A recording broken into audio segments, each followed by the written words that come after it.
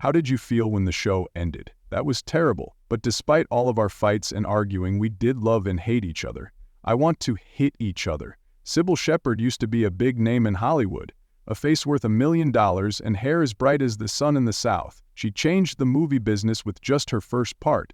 She walked on the Golden Globe stage many times after that. People called her a star born to shine more than once. But that attention would later eat her up. Passionate but scandalous affairs, an embarrassing relationship with a married director, and run-ins with the TV industry's hidden power structure took Sybil Shepherd from the top of her fame to the edge of being turned down. After the cheers stopped, she had to deal with something that no script could have ever told her about.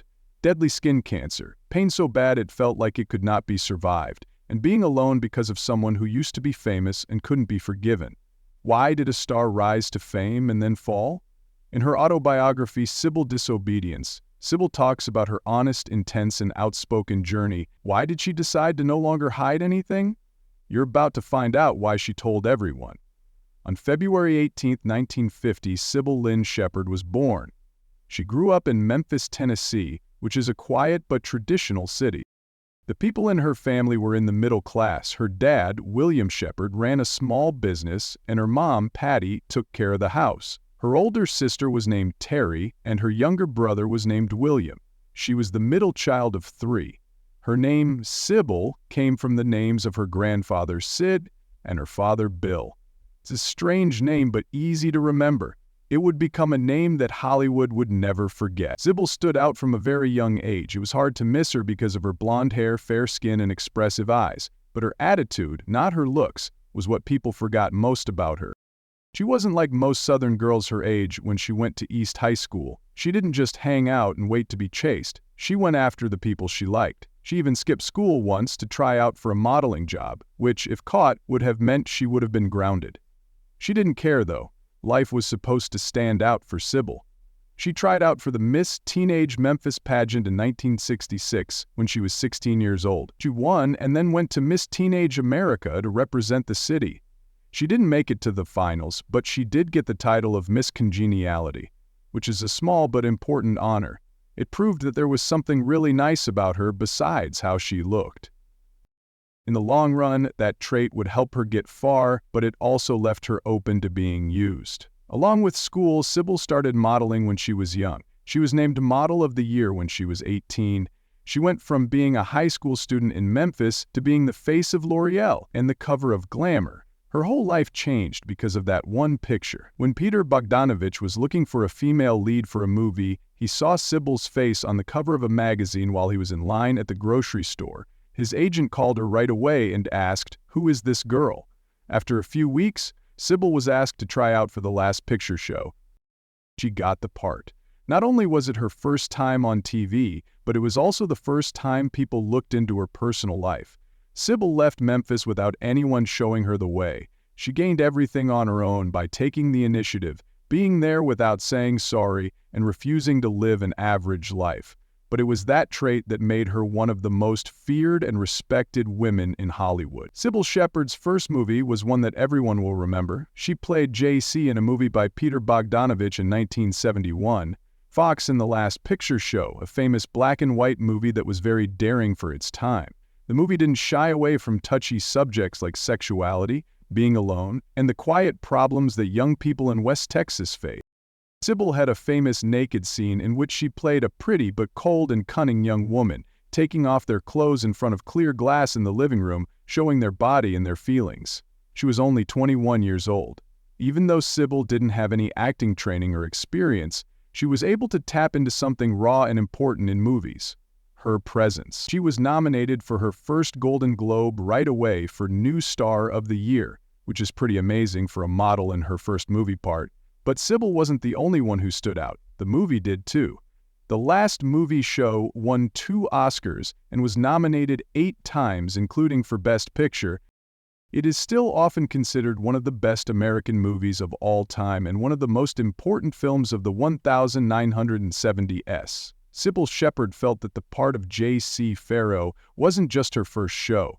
It was a huge step forward in her work as an actress. That part changed Hollywood's mind about her as an actress who used to be a model. People began calling her a sensation. Even more importantly, she made the whole industry take notice. There are some types of beauty that can't be changed. Following The Last Picture Show, she went on to play lead parts in The Heartbreak Kid, 1972, and Taxi Driver, 1976. Not much screen time for her in Taxi Driver, but her character Betsy, who had a cold, vulnerable look in her eyes, became Travis Bickle and the audience's obsession with Robert De Niro. Sybil didn't just stop at movies, though. She had always had a quiet part of her for as long as she could remember. After making a name for herself in Hollywood, she followed her second dream, which was to become a singer. She put out her first studio record, Sybil Does It, to Cole Porter in 1974, a group of soft, romantic, and clearly female musicians playing well-known jazz standards. Sybil didn't want to be a pop star, so she picked traditional jazz, which was harder because technique couldn't hide a lack of feeling. She didn't turn into a singing star. When she sang, people who cared would listen. After that, she kept putting out albums. Mad About the Boy in 1990, Sybil Gets Better in 1992, and At Last Love, Cybill Shepherd Sings Cole Porter in 2006.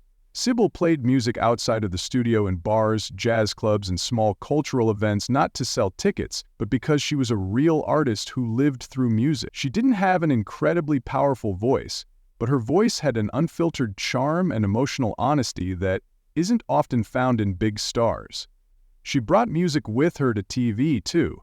She cleverly worked her love of singing into her role on the show Sybil, which ran from 1995 to 1998. People were always surprised when Sybil Sheridan would switch from snark to song, singing soulfully in the middle of everyday scenes, as if to say that music was still her safe place amidst all the noise. But just as her acting and singing careers were taking off, Sybil decided to put them all on hold to have a baby. She had her first daughter, Clementine Ford, in the late 1970s. Sybil once said in an interview, "I could have more roles, but I would never have that moment with my daughter again." After taking some time to raise her family, she went back to TV and made guest roles on shows like Fantasy Island, 1977. Sybil had changed by that time. She wasn't the exciting newbie anymore. Now she was the woman that everyone looked forward to seeing every week. She was a figure that was both familiar and hard to find.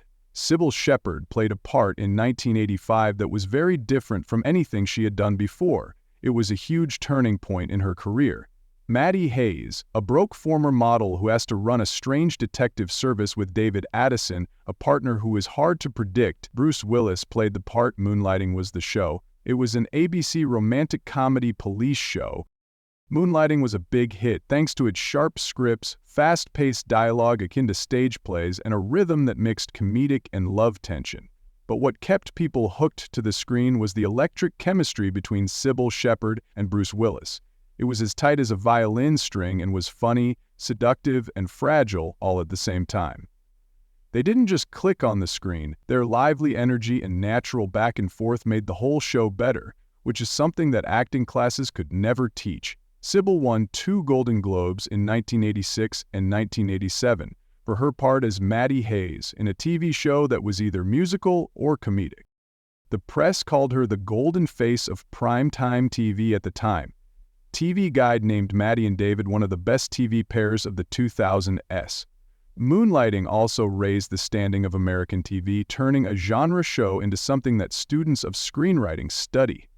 Some shows didn't follow any rules at all. One was styled like a film noir, another like a musical, and in some, characters broke the fourth wall to talk to viewers directly. Sybil was the main person who came up with this idea. She was both a beauty icon and a smart, strong woman who didn't depend on men. In a lot of conversations, the show's producers said that Sybil was the key to giving it its own voice. She not only played the lead role, but she also helped create the show's fast, funny, and complex dialogue, which would go on to inspire many others. Behind the scenes, things were getting more tense as Moonlighting did well in theaters. The fights between Cybill Shepherd and Bruce Willis, the 2 actors who made the show famous, became clearer. Things that started out as small differences turned into direct fights. These 2 people had strong wills and wouldn't give up. Curtis Armstrong, who co-starred with Bruce in the show, wrote in his autobiography that Bruce was praised for being laid back and a guy's guy, even though both of them were worn out by the high-stakes setting of the show. One woman said in an interview years later, "When a woman speaks up, she's called a diva. When a guy yells, he's called decisive." During this time, Sybil also found out she was pregnant with twins, which slowed down production. Instead of understanding, the media blamed her for the show's loss of steam. At the same time, Bruce Willis became famous with the Die Hard series, which changed his schedule and goals. They didn't film together as much, so the love tension on screen started to fade, because they could hardly look at each other off-screen. In the last few seasons, things reached a breaking point where both the writing and working conditions became unbearable. Moonlighting was finally canceled in 1989 after being praised as a creative TV hit. It seemed like Sybil had made the jump from movies to TV, hit new heights, and won back-to-back Golden Globes. But behind the scenes, she was dealing with stress, bias against women, and fights with a co-star that were bound to happen. Someone who was once the perfect on-screen partner is now just another person in the frame. She said, "I don't regret the stress of moonlighting. They made the screen seem more real than it was." It cost a lot, though, and Sybil Shepherd knew one thing for sure after working extra hours. Happiness always has a dark side. The shadow behind the beam gets darker as it gets brighter. Sybil Shepherd came back to TV in 1995 with a show that was named after her. And this time, she was in charge of all the ideas. Sybil was a sitcom about a middle-aged actress in Hollywood named Sybil Sheridan. She used to be pretty famous, but now she has to deal with casting calls for mother-in-law parts, raising her kids, and a business that is becoming more and more focused on young people. That's what Sybil said about the character. "Only saying everything I used to hold back." It was an answer from a woman who was once praised for her beauty, but was suddenly forgotten when her looks got old. On top of being the show's star, Shepherd co-produced it, helped write the plots, and set the show's tone and message. She won, of course. Sybil became a huge hit right away because it talked about things that American women over 40 had never been able to talk about on TV. Ex-husbands, midlife sexuality, Hollywood's unfair rules, being replaced by younger actors, being a single mom and feeling lonely without saying it. It was a deep satire that made me think of Lucille Ball with a feminist twist, and that's what reviewers called her. She was like Lucille Ball in the 1990s. Cindy Baranski won a Golden Globe for Best Supporting Actress, and Sybil got her third Golden Globe for the show. Sybil was nominated for 12 Emmys and was one of CBS's top 20 most-watched shows for all 3 of its seasons. Sybil had an effect on culture in addition to being a commercial hit. It set the stage for later shows like The Good Wife, Grace and Frankie, and Big Little Lies, which put older women at the heart of the stories instead of leaving them out. Christine Baranski said in an interview that Sybil was the first show where the women weren't defined by the men they loved, but there was a scary truth behind the laughs. In an interview with SiriusXM in 2018, Sybil said that the show was suddenly canceled after she turned down Leigh Moonves's sexual advances. Moonves was the powerful CEO of CBS at the time. Moonves drank at a private dinner and gave her the idea of taking him home. She kindly but firmly said no. Soon after, he started to mess with the show's material, made unreasonable demands, and all of a sudden, despite the terms of the contract, ordered that it be canceled. Years later, several women accused Moonves of sexual misbehavior and he had to quit. At first, no one paid attention to Sybil's story, but later it was seen as a clear example of how Hollywood's power structures had been hurting women for decades. Sybil Shepherd never got an apology, but she also never waited for one. She once said in public, "If I had said yes that night, maybe Sybil would have been on for a few more seasons. I wasn't here to give up my honor for a few more comedy episodes, though." Sybil Shepherd's work didn't end in 1985 and 1995, even though those were the highlight years of her TV career. In the 1980s, she was the queen of primetime, but she had already made a name for herself in movies, Taxi Driver, 1976, and The Heartbreak Kid, 1972. She showed she wasn't just pretty. She was a great actor who knew how to hide her feelings and play cold on screen. After her big break in The Last Picture Show, that time was her way of saying she was worth something, letting Sybil know she hadn't just been lucky. For a while, she didn't work on TV after giving birth, but in the early 1980s, she did guest parts, including one on Fantasy Island in 1983. It wasn't a victorious return. Instead, it was a quiet step toward the big break in Moonlighting 2 years later. At about the same time, Sybil started a different trip, a journey through music. When her first jazz record came out in 1974, it didn't do very well in the stores, but it showed a different side of her. She was gentle, persistent, and not bothered by trends.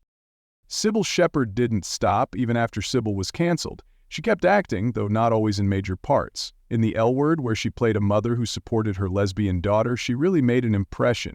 During the 2000s, she was a regular guest star on Psych, Criminal Minds, and No Ordinary Family. At the same time, she put out more jazz records, such as Sybil Gets Better, 1992, and At Long Last, Love, 2006, Always Get Better, never giving in to mass media ideas.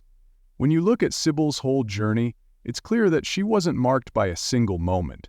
She was the kind of artist whose every chapter, no matter how loud or quiet, big or small, was a real piece of strength. In her own way, she shone, burned, and then glowed again. In the past, before The Last Picture Show, Cybill Shepherd was a young model trying to make it in the entertainment business. In her autobiography, Cybill Disobedience, she wrote about her time living in New York and studying art and culture. It was there that she started to think that shame about being naked was a cultural construct. This view had a big impact on one of the most important choices she ever made. She agreed to play Jacy in The Last Picture Show, a part that required a controversial naked scene. She was dating John Bruno at the time. He was a rich restaurant owner who loved Ferraris and cooked really well. But when he found out Cybill was going to do a naked scene, he told her straight out, "If you do that scene, I'll never marry you." Soon after, they broke up. It was the start of a trend in Cybill's relationships. She followed her heart and had to deal with the results. A close friendship between Cybill Shepherd and Jeff Bridges was made on the set of The Last Picture Show. They became fast friends after work after she called him a beautiful man and a nice, gentle, and likable co-star. Even though there was no official promise, it was more than just a job connection. It gave her her first real sense of connection as she stepped into the strange world of Hollywood. After that, though, Jeff had to leave for a week to go to training for the militia. During that short break, director Peter Bogdanovich filled in.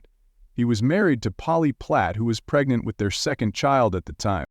He said Jeff was going. Cybill just said, "I'm always alone." Bogdanovich was an older, more powerful, and more polished director. She didn't deny that she liked him, and he didn't think twice about it. Cybill told Jeff everything when he got back. Bridges didn't get mad, he just said, "Be careful." However, Cybill seemed to understand that things had changed and that she had made a choice that she couldn't change. Bogdanovich was her boyfriend for 8 years. They were both the most famous and controversial people in Hollywood. They lived together, made movies together, and moved through the business like a dream. Bogdanovich left his wife and kids, and Cybill was called the homewrecker right away. She would live with that name for 10 years. But things were not easy in the union. They loved each other, but they also hurt each other. While making St. Jack in Singapore, Bogdanovich cheated on his wife. Cybill came over and saw what was going on, but she didn't say anything.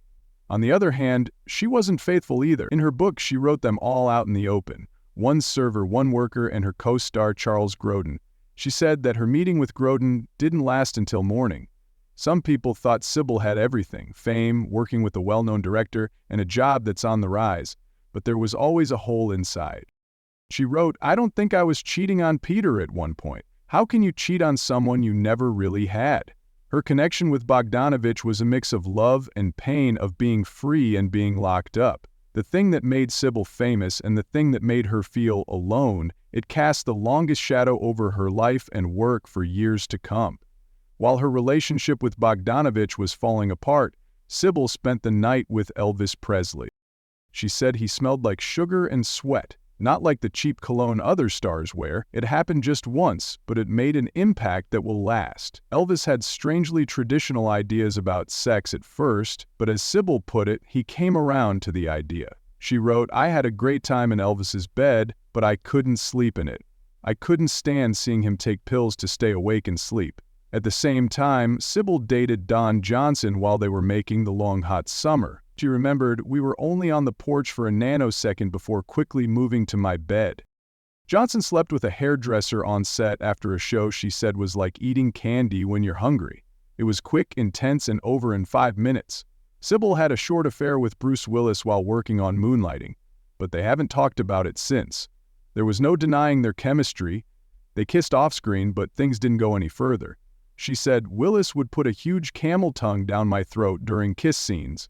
Siebel stopped having short-term relationships and married David Ford in 1978. She met Ford while she was still seeing Bogdanovich. It was 1979 and they had a girl named Clementine. Ford's cheating caused the marriage to end in 1982. Bogdanovich and Ford once ran into each other at a dentist's office, and Ford got angry, so Bogdanovich threw a crystal ashtray at Ford. In the split, Ford only got $15,000, but Siebel got full custody of their child. In 1987, while she was pregnant with twins, she married Dr. Bruce Oppenheim. They met while she was getting help for back pain on the set of Moonlighting. She went back to work right away after the wedding. There was no honeymoon. They split up a few years later, when the twins were only 1 year old. The singer Siebel lived with musician Robert Martin from 1994 to 1998. Martin worked on the show Sibyl. She said that the relationship was like a secret marriage. They finally broke up because of differing political and philosophical views. Martin couldn't agree with Sibyl's beliefs because she was a strong woman and progressive. In 2012, Sibyl said she was going to marry Andrei Nikolaev, a jeweler who was born in Serbia and is now a therapist. They never got married. Sibyl went back to her Christian beliefs after the breakup. She said, "I think I had a broken heart, and some of it wouldn't get better. That's when I turned to Christ." From someone who used to love without holding back, Cybill Shepherd went through relationships that hurt her. But those events also made her a strong, multifaceted woman. Always thought what a lot of other people were afraid to think, no matter the cost, scandals, or criticism. Cybill Shepherd lived her life as if love were the only thing that was worth it. But is love just a feeling, or does it also need to be judged by reason and morality? What would you do if you had to choose between following your heart or the eyes of the world? In spite of the scandals in her life, Cybill Shepherd was always a very natural mother. She raised her 3 kids by herself after 2 bad marriages. The twins, Ariel and Cyrus, were born to her second husband, Bruce Oppenheim, and her daughter with David Ford. Many years, being a mother was what kept her stable during a rough time in her work and in her personal life. Something Cybill once said made me realize that being a mother is the one thing I couldn't fake. In 2000, when things in her life were calmer, she wrote her autobiography, Cybill Disobedient. The honesty, rawness, and refusal to hold back in this book shocked readers. She wrote about every relationship in it, from Peter Bogdanovich to Elvis Presley to one-night stands, with all the anger, loss, and careless youth that came with them. The press called her a scary nymphomaniac, but the book was a huge hit and a way for her to free herself. She wrote, "I was a really, really bad girl. I'm not sorry, though. I lived in the time I grew up in, and I know I'm not alone." Still, none of her wild years prepared her for the string of losses that followed. Her father died in 2001, her sister Terry in 2009, and by 2012 her mother, the rock of her life, also passed away. The series of losses in such a short span sent Cybill into freefall. "I used to think I was invincible. But that's when I learned I was just as fragile as anyone else." Her only support. Her kids. They gave her a reason to live, even when she wasn't in the news. In 2014, she went through a different kind of turning point that was filled with soft happiness. She had a granddaughter. The designer of the fashion brand Sloan & Tate married her daughter Ariel. Cybill wasn't just there at the wedding, which was full of love and freedom. The way she said her toast was so funny that everyone in the room laughed out loud. She told her daughter-in-law, "I've never seen love this pure," as she hugged her. Cybill Shepherd went from being a woman seen as a rebel to a mother and grandmother who lived the freedom she had always worked for. The freedom to love, fall, lose, and get back up again. She was happy at her daughter's wedding. Even though Cybill Shepherd was known for having blonde hair, blue eyes, and perfect skin, she had to deal with the terrible effects of getting older and getting sick.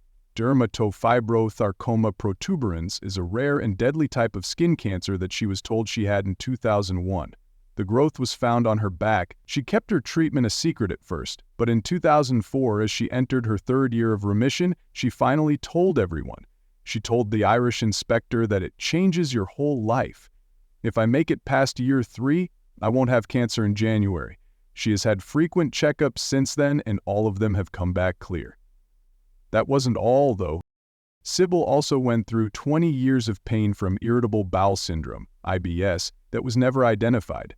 When I told my doctor about my pain, he told me I was making it up. In the past, they told her it was all in her head. She had gas, terrible cramps, and chronic constipation for 20 years. She tried on several clothes every day because she didn't know how swollen her body would get.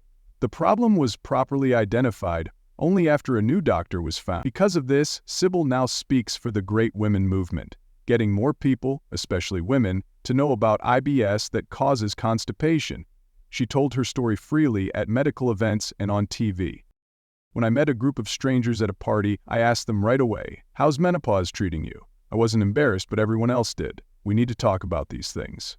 In 2007, she finally lost it when she had a sudden attack of stomach pain. Sybil passed out and had to crawl down the stairs on her hands to get help. She said, "In the ambulance, I really thought I was going to die. I could feel my spirit leave my body." She had 4 surgeries on her abdomen and took months to heal. Sybil told me that I shouldn't lie about my age anymore since I'm 55. She wasn't shining on red carpets or ducking the camera like she did before, and she had never lived more honestly. Sybil Shepherd, but still, certainly her. A woman who went through pain, carried the weight of her fame, and still had the guts to say what no one else would.